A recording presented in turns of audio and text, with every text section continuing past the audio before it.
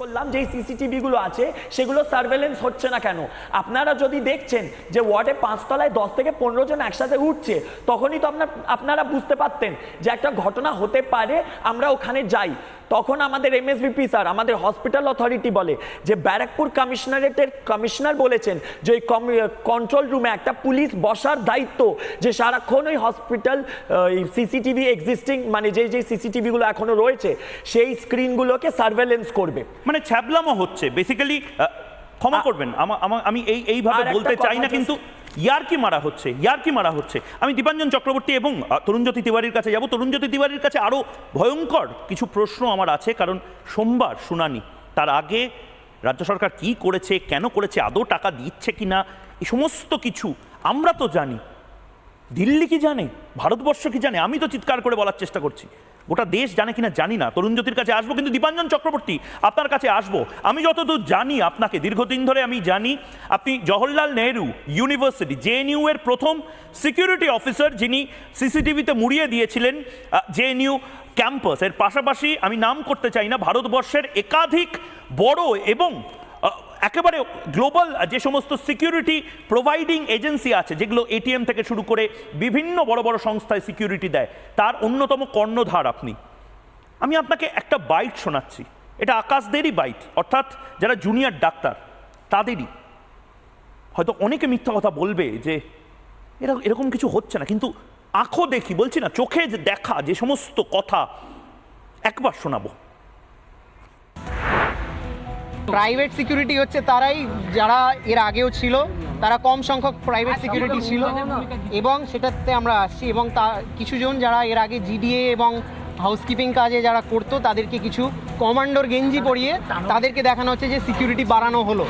কিন্তু এদেরকে যদি সিকিউরিটি শুধুমাত্র একটা গেঞ্জি পরিয়ে দেওয়া হয়, তাহলে আর কাউকে কমান্ডোর জামা কাপড় পোশাক পরালে, আমি কাউকে অপমান করতে চাই না, কিন্তু সে তো কমান্ডো হয়ে যায় না।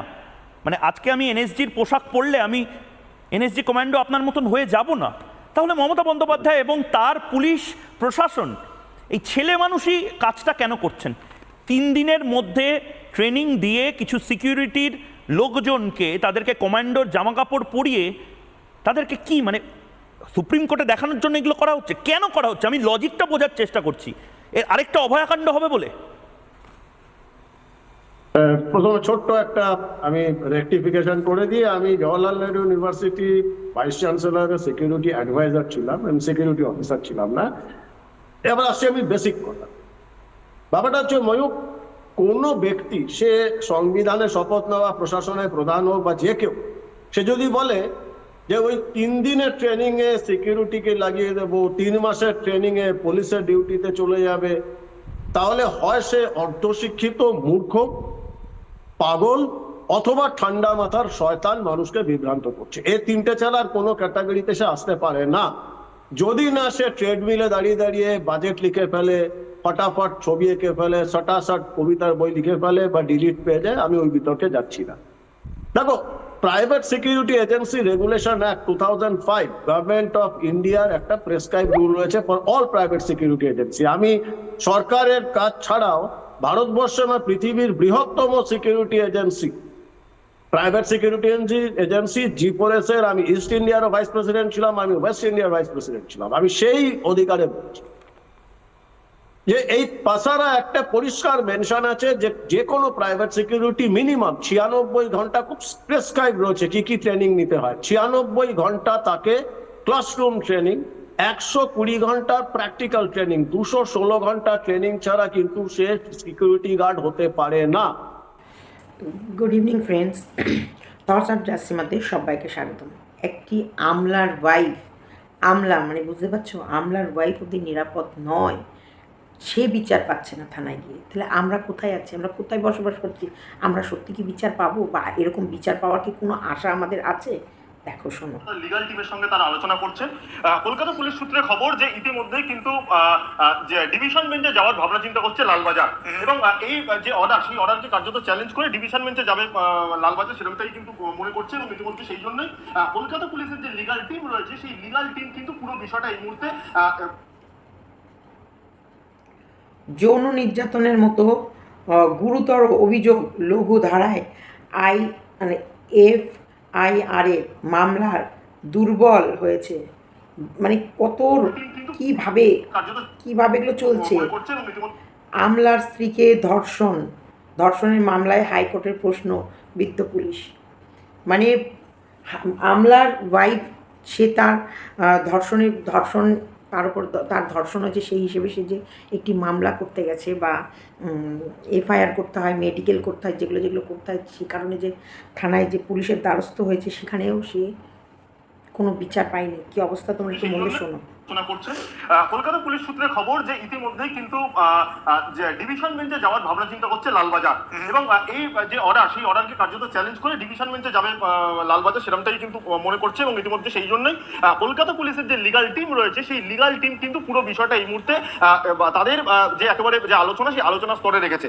অন্যদিকে তুমি যে বললে যে একেবারে পুলিশের বিরুদ্ধে ব্যবস্থা, যেহেতু সময় রয়েছে তাই আজকেই ব্যবস্থা নেওয়া হচ্ছে না, কিন্তু যে নির্দিষ্ট সময়ের মধ্যে ব্যবস্থা নেওয়া হবে। কিন্তু যেটা সবথেকে গুরুত্বপূর্ণ যে কথা তুমি বলছিলে যে কলকাতা পুলিশ কিন্তু এই যে ডিভিশন বেঞ্চ, সেই ডিভিশন বেঞ্চে যাচ্ছে এই অর্ডারকে চ্যালেঞ্জ করে।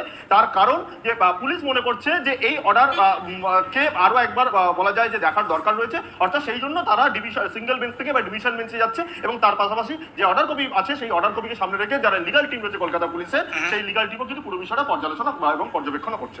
বেশ, ধন্যবাদ। ধর্ষণের অভিযোগের তদন্তে স্বচ্ছতা নিয়ে প্রশ্ন তুলে পুলিশকে তিরস্কার হাইকোর্টের। আপনাদের বললাম, আমলার স্ত্রীকে ধর্ষণের মামলায় যদি তদন্তের এই হাল হয়, খুব স্বাভাবিকভাবে প্রশ্ন উঠছে, তাহলে আমজনতার বিচারের ক্ষেত্রে কি হতে পারে সেটা খুব সহজে অনুমেয়। কিন্তু এই প্রশ্ন এই মুহূর্তে উঠছে, মানে গাফিলতির এই প্রশ্ন এই মুহূর্তে উঠছে এবং ইগনোরেন্সের এই প্রশ্ন এই মুহূর্তে উঠছে। অভিযুক্তর জামিনও হাইকোর্ট খারিজ করে দিয়েছে। বলতে দেওয়া হয়েছে তদন্তকারী অফিসার। শৃঙ্খলা ভঙ্গের অভিযোগে আপনাদের বললাম কিছুক্ষণ আগে লেক থানার ওসির সঙ্গে এক SI, সার্জেন্ট এবং 3 জন মহিলা আধিকারিকের বিরুদ্ধে পদক্ষেপ করতে সিপিকে নির্দেশ দিয়েছেন বিচারপতি। ঘটনা ঘটার পর নির্যাতিতা যখন থানায় যায়, লেক থানাতে, সেখানে ওনার থেকে যে রিটেন কমপ্লেনটা রিসিভ করে পুলিশ, সেই রিটেন কমপ্লেনটা যখন কোর্টে প্রডিউস হয়, তখন নির্যাতিতা দেখে যে তিনি তো রেপের চার্জেস এনেছিলেন, ধর্ষণের ধারায় মামলা শুরুও হয়নি এবং অ্যাকিউজকে যেদিন অ্যারেস্ট করে 16 তারিখে প্রডিউস করে, 16 তারিখই অ্যাকিউজ বেল পেয়ে যায়, তাও পুলিশের একটা ভুলের জন্য 184 অফ BNSS নতুন ধারা অনুযায়ী within 24 hours medical check up করা দরকার। ক্ষেত্রে মহিলাকে আফটার 35 ডেজ পুলিশ একটা ইমেলে নোটিফিকেশন দিয়ে তাকে মেডিকেল চেক আপ করিয়েছে। এই মামলা তুলে নেওয়ার জন্য অনেক রকম প্রস্তাব দেওয়া হয়, সেটারে রাজি না হওয়ার পর মহিলা শুধু নিজের কমপ্লেনটা জমা দিয়ে চলে আসে। নির্যাতিতা নিজেই 164 স্টেটমেন্টে পুলিশের এগেনস্টই কথা বলেছেন তাকে মেন্টালি হ্যারাস করা হয়েছে, ভার্বালি অ্যাবিউজ করা হয়েছে পুলিশের তরফ থেকে। তো এখানে তো আর কিছু বলার থাকছে না। সেখানে কেস হয়েছে, সেটা লঘু ধারায় উনি FIR দায়ের করলেন, পরবর্তীকালে হাইকোর্টকে বলতে হলো, এতটা সময় নষ্ট হলো। তিনি লড়তে পারলেন কিন্তু তিলোত্তমা লড়তে পারেননি, এবং সেখানেও তারপরে পুলিশের নিষ্ক্রিয়তা, পুলিশের FIR এ গন্ডগোল, এগুলো সমস্ত চোখে পড়েছে। আর কবে এই পরিষ্কার যে জিনিসগুলো আমাদের চোখের সামনে আসছে, যে দুর্নীতি পুলিশের আমাদের চোখের সামনে আসছে, সেটা আর কবে থামবে? মানে আজকে দেখতে গেলে আমার 5 বছরের মেয়েকেও আমি কিন্তু বলি দুষ্টুমি করলে পুলিশ আসবে। তাহলে দুষ্টুমি করলে যদি পুলিশ আসে, পুলিশ এসে তো অন্যায়ের বিরুদ্ধে দাঁড়াবে, সততার জন্য দাঁড়াবে, তাই না? তাহলে সেই পুলিশদেরই যদি কেনা হয়ে যায়, তাহলে তো দুর্ভাগ্যের জায়গা। আজকে একজন মহিলা, তাকে সে যখন থানায় গেল, লেক থানায় গেল, গিয়ে কমপ্লেন করলো, তার ছেলেকে সঙ্গে নিয়ে গেল এবং তারপরে সে নিজে হসপিটালে গিয়ে টেস্ট করিয়ে জমা দিল, সে নিজে মুখে বয়ান দিল, তারপর বলা হলো লিখিত বয়ান দিতে, সে নিজের মতো করে চেষ্টা করে গেল। একজন IAS অফিসারের বউ, মানে এটা যদি হয়ে থাকে কলকাতা শহরের বুকে, তাহলে তো Kolkata is no more safe. এবার কোথায় যাব আমরা? কোথায় পাবো? কোথায় গেলে বিচার পাবো? কিভাবে বিচার পাবো? এখানে মানে একটা বড় আধিকারিক, একজন আমলার ওয়াইফ বিচার পাচ্ছে না। আমরা সাধারণ জনতা, সাধারণ তিলোত্তমা সত্যি কি বিচার পাবে? এক তিলোত্তমার কেস সলভ করতে গিয়ে কত কত কত মুখোশের পর মুখোশ একটার পর একটা খুলছে। সাগর হসপিটাল কি অবস্থা দেখতে পেয়েছো? সাগর হসপিটালের কাণ্ডটা নিশ্চয়ই তুমি সবাই দেখেছো। এবং সেটাতে আমরা আসছি, এবং কিছু জন যারা এর আগে GDA এবং হাউসকিপিং কাজে যারা করতো, তাদেরকে কিছু কমান্ডোর গেঞ্জি পরিয়ে তাদেরকে দেখানো হচ্ছে যে সিকিউরিটি বাড়ানো হলো। কিন্তু এদেরকে যদি সিকিউরিটি শুধুমাত্র একটা গেঞ্জি পরিয়ে দেওয়া হয়, তাহলে আর কাউকে কমান্ডোর জামা কাপড় পোশাক পরালে, আমি কাউকে অপমান করতে চাই না, কিন্তু সে তো কমান্ডো হয়ে যায় না। মানে আজকে আমি NSD পোশাক পরলে আমি এনএসজি কমান্ডো আপনার মতন হয়ে যাব না, তাহলে মমতা বন্দ্যোপাধ্যায় এবং তার পুলিশ প্রশাসন এই ছেলে মানুষই কাজটা কেন করছেন? 3 দিনের মধ্যে ট্রেনিং দিয়ে কিছু সিকিউরিটির লোকজনকে তাদেরকে কমান্ডোর জামা কাপড় পরিয়ে তাদেরকে কি মানে সুপ্রিম কোর্টে দেখানোর জন্য এগুলো করা হচ্ছে? কেন করা হচ্ছে? আমি লজিকটা বোঝার চেষ্টা করছি। এর আরেকটা অভয়াকাণ্ড হবে বলে। প্রথমে ছোট্ট একটা আমি রেকটিফিকেশন করে দিয়ে, আমি জওয়াহরলাল নেহরু ইউনিভার্সিটি ভাইস চ্যান্সেলরের সিকিউরিটি অ্যাডভাইজার ছিলাম, আমি সিকিউরিটি অফিসার ছিলাম না। এবার আসছি আমি বেসিক করলাম। ব্যাপারটা হচ্ছে ময়ূক, কোনো ব্যক্তি, সে সংবিধানে শপথ নেওয়া প্রশাসনের প্রধান হোক বা যে কেউ, সে যদি বলে যে ওই 3 দিনের ট্রেনিং এ সিকিউরিটিকে লাগিয়ে দেবো, 3 মাসের ট্রেনিং এ পুলিশের ডিউটিতে চলে যাবে, তাহলে হয় সে অর্ধশিক্ষিত, মূর্খ, পাগল, অথবা ঠান্ডা মাথার শয়তান মানুষকে বিভ্রান্ত করছে। এই 3টে ছাড়া আর কোনো ক্যাটাগরিতে সে আসতে পারে না। যদি না সে ট্রেডমিলে দাঁড়িয়ে দাঁড়িয়ে বাজেট লিখে ফেলে, ফটাফট ছবি এঁকে ফেলে, সটাসট কবিতার বই লিখে ফেলে বা ডিলিট পেয়ে যায়, আমি ওই বিতর্কে যাচ্ছি না। দেখো, private security agency regulation act 2005 government of ইন্ডিয়ার একটা প্রেসক্রাইব রুল রয়েছে for all private security agency. আমি সরকারের কাজ ছাড়াও ভারতবর্ষ এবং পৃথিবীর বৃহত্তম security agency, private security agency জি4এস-এর আমি ইস্ট ইন্ডিয়ার ভাইস প্রেসিডেন্ট ছিলাম, আমি ওয়েস্ট ইন্ডিয়ার ভাইস প্রেসিডেন্ট ছিলাম। আমি সেই অধিকারে বলছি যে এই পাশারা একটা পরিষ্কার মেনশন আছে যে কোনো প্রাইভেট সিকিউরিটি মিনিমাম 96 ঘন্টা, খুব প্রেসক্রাইব রয়েছে কি কি ট্রেনিং নিতে হয়। 96 ঘন্টা তাকে ক্লাসরুম ট্রেনিং, 120 ঘন্টা প্র্যাকটিক্যাল ট্রেনিং, 96 ঘন্টা ক্লাসরুম ট্রেনিং, আর 216 ঘন্টা ট্রেনিং ছাড়া 20 ঘন্টা প্র্যাকটিক্যাল ট্রেনিং, 216 শোনো, ক্লাসরুম ট্রেনিং, 120 ঘন্টা প্র্যাকটিক্যাল ট্রেনিং, 216 ঘন্টা ট্রেনিং ছাড়া কিন্তু সে সিকিউরিটি গার্ড হতে পারে না। আবার শোনো, 96 ঘন্টা তাকে ক্লাসরুম ট্রেনিং, 120 ঘন্টা প্র্যাকটিক্যাল ট্রেনিং, 216 ঘন্টা ট্রেনিং ছাড়া কিন্তু সে সিকিউরিটি গার্ড হতে পারে না। তাহলে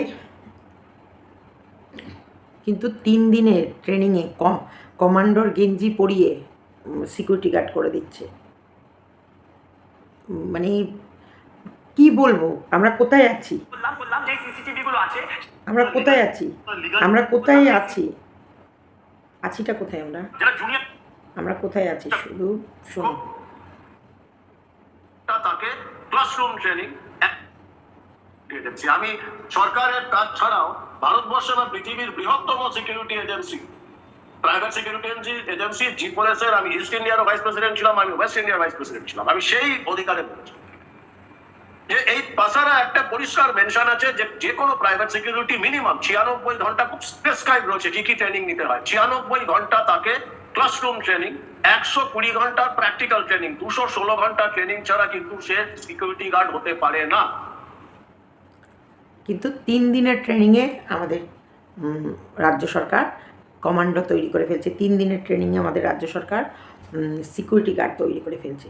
তাহলে সেই হসপিটালে যদি এরকম সিকিউরিটি গার্ড যদি রাখা হয়, আর হসপিটালে যদি সত্যি এই জুনিয়র ডাক্তার, নার্স এদের ওপর হামলা হয়, তাহলে কী করে তারা নিজেদেরকে রক্ষা করবে? এইসব নিয়েই চলছে আন্দোলন, এইসব নিয়েই যে তাদের নিরাপত্তা, তারা যে ডাক্তারি করবে, এই যে ভুয়ো ওষুধ দিচ্ছে হসপিটালে, তারপরে এই বায়ো ওয়েস্টেজ যেগুলো হচ্ছে ফেলে দেওয়া জিনিস, সেগুলোকে রিইউজ করা হচ্ছে। এতে তো পেশেন্ট সুস্থ কম হবে, অসুস্থ বেশি হবে। তারপর এই বাড়ির লোকের হামলা, এখানে আধিকারিকরা তো চেয়ারে বসে বসে তাদের ঘরে রুম দরজা বন্ধ করে করে তারা তাদের মতো রয়েছে, কিন্তু ফ্রন্টে লড়াইটা কারা করছে? এই জুনিয়র ডাক্তাররা, নার্সরা, এই তোমার আয়ারা, যারা মানে এই মেডিসিনের যারা হসপিটালে যারা চাকরি করছে, অ্যাকচুয়ালি পেশেন্টের সম্মুখে কারা থাকছে? এরা। আর যখন পেশেন্ট ভালো হচ্ছে না, সব দায়ভার এই নার্স, ডাক্তার এদের ওপরে পড়ে যাচ্ছে।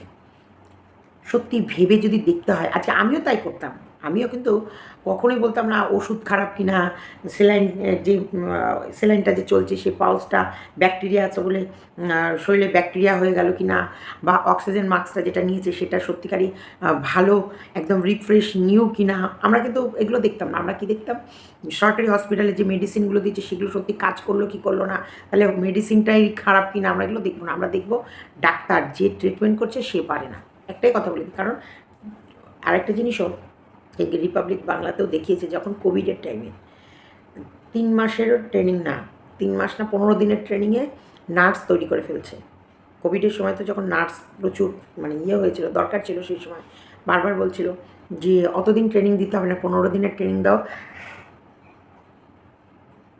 স্যালাইনটা লাগাতে পারছে কিনা, ইঞ্জেকশনটা দিতে পারছে কিনা, মেডিসিনটা পড়তে পারছে কিনা, এটুকু পারলেই নার্সের চাকরি পেয়ে যাচ্ছিলো। এইটুকু পারলে মানে স্যালাইনটা দিতে পারা, ইঞ্জেকশনটা দিতে পারা, মেডিসিনটাকে পড়ে তাকে খাওয়াতে পারা, এটুকু পারলেই তাতেও তাদের চাকরি হয়ে যাচ্ছিল।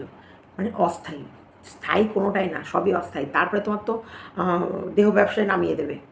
যখন এগুলো যখন প্রেশারাইজ, যখন কাজের চাপ থাকবে তখন এই নার্সের কাজগুলো করবা, আয়ার কাজগুলো করবা বা হাফ নার্সের কাজগুলো করবা। কিন্তু অবসর সময় এগুলো যখন কাজে পেশেন্টের ভাগ কম থাকবে তখন তো তোমার ওই বড় বড় আধিকারিকরা আসবে মনোরঞ্জন করার জন্য, তোমাদের টেনে নিয়ে চলে যাবে ওটিতে, ওটির ওপরে যেখানটায় মানুষের মরণ বাঁচনের লড়াই হয় তার উপরেই সব কাজ করে ফেলবে। বা আছে তো তোমার যে প্রিন্সিপালের কেবিন, বড় বড় রুম যেগুলো সুন্দর সুন্দর নতুন নতুন বেড দিয়ে সুন্দর করে তৈরি করা হয়েছে, পেশেন্টদের জন্য করে, কিন্তু পেশেন্টদের থাকতে দেয় না। পেশেন্টদের দেয় মাটিতে শুয়ে থাকো, একটা মাটিতে শো, একটা বিছনায় শো, একটা ওই কোনায় শো, হ্যাঁ পায়ের তলায় থাকো, দরকার পড়লে বাথরুমের কোনায় শো। দেখো এগুলো করতে হবে, কিন্তু বিশাল বিশাল বিল্ডিং, বিশাল বিশাল রুম, বিশাল বিশাল এরিয়া ফাঁকা পড়ে রয়েছে, যেখানটায় তুমি ইয়ে করতে পারবে না, যেখানটায় তুমি যেতে পারবে না, সেখানটায় নতুন নতুন বেড আসে, কিন্তু কাদের জন্য? এই অভিক দে, বিরূপাক্ষ, এই অপূর্ব বিশ্বাস, অর্পণ বিশ্বাস বোধহয়, তারপরে হচ্ছে আর ওই সাগর দত্ত, এরকম বিপ্লব সিং, সুমন, তারপরে হচ্ছে এইদিকে ইয়ে কী যেন সোম, হলো অনেক এরকম একটার পর একটা নাম যদি খুলতে থাকি না, এর ভিতরে নামের পর নাম, নামের পর নাম, নামের লিস্ট,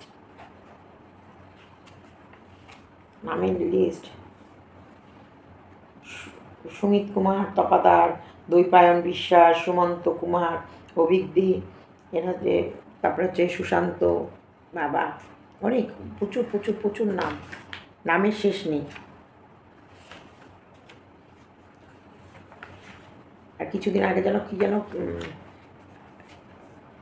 যেন খুব নামটা খুব ফেমাস হলো, তারাও যার বলছি, আশিস কুমার পাণ্ডে, সবই হচ্ছে এই সন্দীপ ঘোষের ডান হাত, সব সন্দীপ ঘোষের ডান হাত, সব। এই যে সাগর দত্ত নার্সিংহোম না হসপিটাল, এখানেও ওনার চেন ছিল, লাইন ছিল।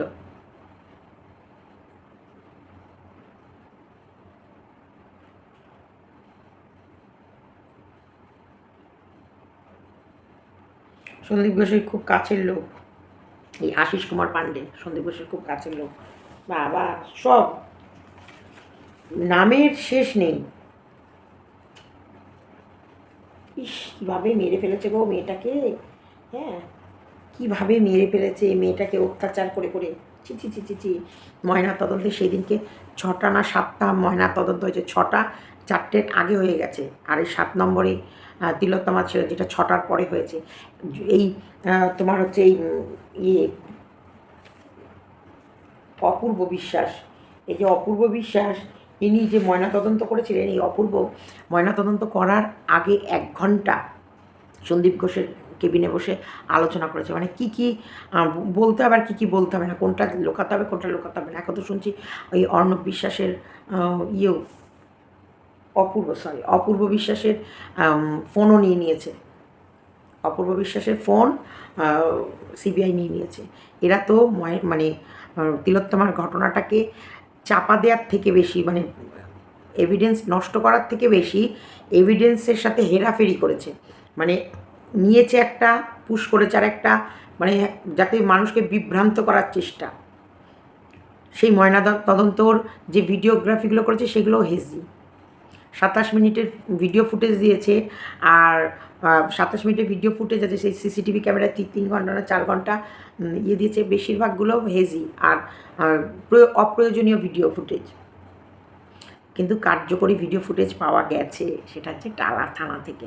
টালা থানাতে তোমার হচ্ছে বিনীত গোয়েল ভাবতে পারেনি যে সিবিআই টালা থানার ভিডিও ফুটেজ নেবে, সেখানটায় বসে এভিডেন্স নষ্টর থেকে বেশি এভিডেন্সকে মানে এদিকেরটা ওদিকে করা হয়েছে। এভিডেন্স যেটুকুলো বলে না, এক জায়গাকার এভিডেন্স আরেক জায়গায় নেওয়া হয়েছে, আছে নষ্ট কিন্তু সব হয়ে যায়নি, একটা ফোন থেকে আরেকটা ফোনে গেছে। এক ডিপার্টমেন্ট থেকে আরেক ডিপার্টমেন্টে গেছে কাকে বাঁচানোর জন্যে আর কি চক্র থেকে নিজেদেরকে বাঁচানোর জন্য এই একটা নিরীহ মেয়ের প্রাণ নিয়ে নিল। সেদিনকে যে পিকনিক চলেছিল সেই দুটো পিকনিকের মধ্যে একটা পিকনিকে মানে পিকনিকে থাকার কথা ছিল তিলোত্তমার, কিন্তু তিলোত্তমা যায়নি কারণ ও পছন্দ করছিল না এগুলো। ও সুস্থভাবে পড়াশোনা করা, সুস্থভাবে পেশেন্টদের ট্রিটমেন্ট করা এবং পেশেন্টদেরকে সহযোগিতা করা। প্রেসক্রিপশন লেখাটা অসাধারণ, ইংলিশে লেখার পরে আবার বাংলায় লিখে দেয় যাতে কারোর কোনো কিছু অসুবিধা না হয়। হাতের লেখা রীতিমতো প্র্যাকটিস করতো। তিলোত্তমার মা বলছে যে হাতের লেখা সবসময় প্র্যাকটিস করতো। যদি বলতো আমি 30 পাতা লিখবো মানে 30 পাতায় লিখবো, 30খানা অক্ষর যদি প্র্যাকটিস করবো মানে 30খানা অক্ষরই প্র্যাকটিস করবো, 29টা করলে হবে না। এই রকম একটা মেয়ের জলজান্ত প্রাণ নিয়ে নিল। এদের যদি সিকিউরিটি না থাকে, সত্যি আমাদের ঘরের বা আমাদের কি সিকিউরিটি? হসপিটালে পেশেন্ট ভর্তি করে ফেলে এলে সেই পেশেন্টের সব কলকবজা ঠিক থাকবে কি না এটা নিয়েও ভয়ের ব্যাপার।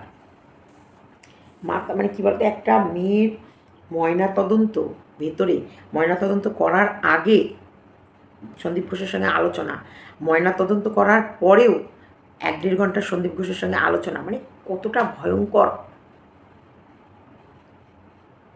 কার্যকলাপ চলেছে যে মানে ভাষায় প্রকাশ করা যাবে না।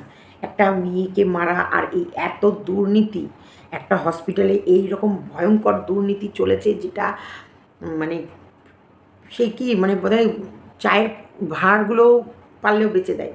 মানুষ খেয়ে দেয় যে চায়ের ভাঁড়গুলো ফেলে সেগুলোকেও ধুয়ে মনে হচ্ছে আরেকবার করে চা দিতে পারলে বাঁচে। তবে যেভাবে সব প্রকাশ পাচ্ছে মনে হয় সন্দীপ ঘোষের ফাঁসি হলেও হয়ে যেতে পারে।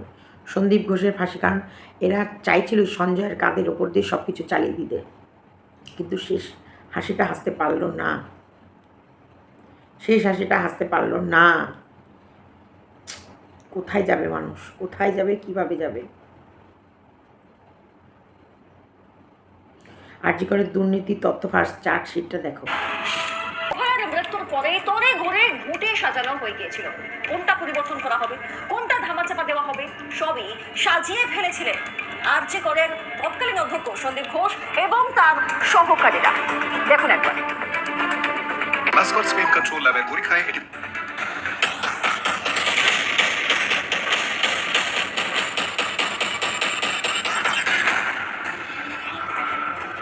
একটা করে সন্দেহের গাঁট ছাড়াচ্ছে সিবিআই। অভয়াকাণ্ডের রহস্যের গেরো এতটাই গভীরে যে চোট কাটাতে এখন রীতিমতো বেগ পেতে হচ্ছে সিবিআইকে। অভিযোগ, ঘটনার পর থেকেই 5 দিন সময় পেয়েছিল অভিযুক্তরা। সেই সময়কেই লাগানো হয়েছিল একটু একটু করে। রক্তের দাগ থেকে শুরু করে একাধিক তথ্য প্রমাণও নাকি লোপাট করা হয়েছিল সেই সময়। ফলে এখন সেই সব তথ্য প্রমাণ খোঁজার চেষ্টা করছে কেন্দ্রীয় তদন্তকারী সংস্থা। অভয়াকে ধর্ষণ করে খুন করার পর থেকেই নানান অসঙ্গতি ধরা পড়ছিল। কখনো দেখা গিয়েছে পলিসোনোগ্রাফি রুমের দেয়াল ভেঙে ফেলা হয়েছে, আবার কখনো আদালতে গিয়ে সিসিটিভি ফুটেজে টেকনিক্যাল গ্লিচ রয়েছে এই তত্ত্ব সামনে আনার চেষ্টা করা হয়েছে। অর্থাৎ এটা স্পষ্ট বারংবার বিভিন্নভাবে এই গোটা ঘটনাকে ধামাচাপা দেওয়ার চেষ্টা চালানো হয়েছে। তাহলে এটাই কি ধরে নিতে হবে যে যখন ঘটনা ঘটে তারপরে যারা অভিযুক্ত তারা এই পরিকল্পিত যে অপরাধ সেই অপরাধকে ধামাচাপা দেওয়ার একটা মরিয়া চেষ্টা চালিয়েছিলেন? এই ইনডাইরেক্ট এভিডেন্সকে রিক্রিয়েট করতে গেলে ফরেনসিকের সাহায্য অত্যন্ত জরুরি। কারণ আমরা আবার বলছি যে বিশ্বাস করি পারফেক্ট টাইম কিছু হয় না, কোথাও না কোথাও সূত্র থেকে যায়। আজকের অত্যাধুনিক টেকনোলজি, এই প্রযুক্তিবিদ্যার সাহায্যে, ফরেনসিকের সাহায্যে সে সত্য উদ্ঘাটন হয়। প্রধান কারণ হয়ে দাঁড়িয়েছিল অভয়াকে ধর্ষণ করে খুন কাণ্ডের। যারাই এই অপরাধী চক্রের সৃষ্ট নৈরাজ্য তার অবশ্যম্ভাবী পরিণামই হচ্ছে যে এই ধর্ষণ এবং দুর্নীতির সরাসরি যোগাযোগ রয়েছে। এবং সেই জন্যই দেখছেন যে কোর্ট কিন্তু সিবিআইকে শুধুমাত্র ধর্ষণ এবং খুনের তদন্ত ভার দিয়েছে তা নয়, সন্দীপ ঘোষ এবং তার বাহিনীর বিরুদ্ধে যে আর্থিক কেলেঙ্কারি তারও তদন্তের ভার দিয়েছে। এই দুটোর একসাথেই হচ্ছে যে কারণ প্যারালালি চলবে। খুনের আড়ালে দুর্নীতি, নিম্নমানের ওষুধ, ব্যবহৃত সরঞ্জাম বারবার ব্যবহার করার অভিযোগ, সেই অভিযোগ সন্দীপ ঘোষের কাছে। অভিযোগের তদন্ত তো হয়নি, স্বাস্থ্য ভবনে জানানোর কথা বলে অভয়া, উল্টে অভয়ার উপর নামে শাস্তির খাড়া। তাহলে কি হাসপাতালের দুর্নীতি নিয়ে স্বাস্থ্য ভবনে অভিযোগ দায়ের করেছিলেন অভয়া? সন্দীপ ঘোষ ও তার দলবলের বিরুদ্ধে অভিযোগ, আর তারপর থেকেই কি টানা 36 ঘন্টা কাজ দেওয়া হতো তাকে? এবার সেই চিঠিরও খোঁজ করছে সিবিআই। যে আখতার আলী যখন এই ঘটনাগুলোর কথা মমতা বন্দ্যোপাধ্যায়কে জানিয়েছিলেন, তখন যদি মমতা বন্দ্যোপাধ্যায় আখতার আলীকে সরিয়ে দেওয়ার বদলে সন্দীপ ঘোষের বিরুদ্ধে ব্যবস্থা নিতেন, তাহলে হয়তো অভয় আজকে বেঁচে থাকতো, মেয়েটাকে এইভাবে চলে যেতে হতো না। শুধু চিঠি চাপাটিতেই ক্ষান্ত নয়, তদন্তে নেমে আরো একাধিক জিনিসের খোঁজ পেয়েছে সিবিআই। অভয়াকাণ্ডে আরো রহস্য, একাধিক মেসেজে নজর সিবিআই। মেসেজ মুছে দেওয়া হয়েছিল, সেই সব মেসেজ উদ্ধার, তার মধ্যেই অভয়াকে নিয়ে লেখা মেসেজ। সিবিআই তদন্তকারীরা এখন দেখছেন কাকে করা হয়েছিল সেই সব মেসেজ। বেশ কিছু নামও উঠে এসেছে, উঠে আসছে সন্দীপ ঘোষ ও তাঁর দলবলের কথাও। এমনকি বেশ কয়েক মাস ধরেই অভয়ার বিরুদ্ধে ষড়যন্ত্র করা হয়েছিল বলেও দাবি। তাই কি অভয়া আর্জি করে যেতে চাইতেন না? সেই জট কাটার দিন গুনছে বাংলার মানুষ। রিপাবলিক বাংলা। কিভাবে মেরে ফেলা হলো, কিভাবে, মানে প্ল্যান মাফিক এক জিনিস বারবার ব্যবহার করা, তোমার মেডিসিনে ঘাটতি, মেডিসিনে কাজ হচ্ছে না, তারপরে হচ্ছে হসপিটালের সিকিউরিটি, মানে কত কি নিয়ে অভিযোগ বারবার করতো। বারবার ওর প্রফেসর, কলেজের প্রফেসরকে জানানোর চেষ্টা করেছে, মেডিকেল মানে আরজিকর হসপিটালের প্রফেসরকে, কিন্তু তিনি তো শুনতে নারাজ ছিলেন। তারপর স্বাস্থ্য ভবনেও চিঠি চাপাটি নিশ্চয়ই করেছে। স্বাস্থ্য ভবনে তুমি যদি কোনো চিঠি চাপাটি করো, সেই চিঠি উল্টে ইয়ের ঘরেই চলে আসে, তোমার হচ্ছে সন্দীপ ঘোষের কাছে চলে আসে, এবং অরিজিনাল কপি চলে আসে সন্দীপ ঘোষের কাছে। সেটাও পাওয়া গেছে সন্দীপ ঘোষের বাড়ি থেকে উদ্ধার হয়েছে। মানে কোনো মতে এই র্যাকেটটাকে ভাঙাই যাচ্ছিল না, প্রাণ যেতেই হতো। কারো না কারোর প্রাণ না গেলে আমার মনে হয় সাধারণ মানুষ জাগতো না, বুঝে উঠতে পারতো না যে আরজিকরের ভিতরে হচ্ছেটা কি। আজকে প্রথম থেকে সত্যি আখতার আলীর কথাগুলো, অভিযোগটা যদি একটু শুনতো আমাদের স্বাস্থ্য ভবন বা স্বাস্থ্যমন্ত্রী বা অন্যান্য ইয়েরা, তাহলে আজকে হয়তো অভয়ার প্রাণটা বেঁচে থাকতো। তো এরকম অভয়া আমাদের প্রত্যেকের ঘরে ঘরে আছে, তাই সাবধান। এখন থেকে সাবধান না হলে পরে আমাদেরকেও পস্তাতে হবে। আমাদের অভয়াগুলোকেও আমরা বাঁচাতে পারলাম না, জানার পরেও বোঝার পরেও চোখ বন্ধ করে নিলাম। ভিডিওটা এতটুকুই রাখলাম। ভালো লাগলে ভালো লাগলে অবশ্যই পাশে থাকবে।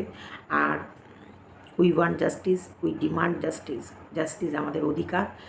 জাস্টিস ফর আরজিকরও জাস্টিস চাইছে, আমাদের পশ্চিমবঙ্গও জাস্টিস চাইছে, আমাদের সাথে সাথে আমাদের রাজ্যও জাস্টিস চাইছে। তাই justice for RG Kar, justice for Paschimbanga, justice for Tilottama justice পেলে আমার মনে হয় অনেকেই জাস্টিস পেয়ে যাবে।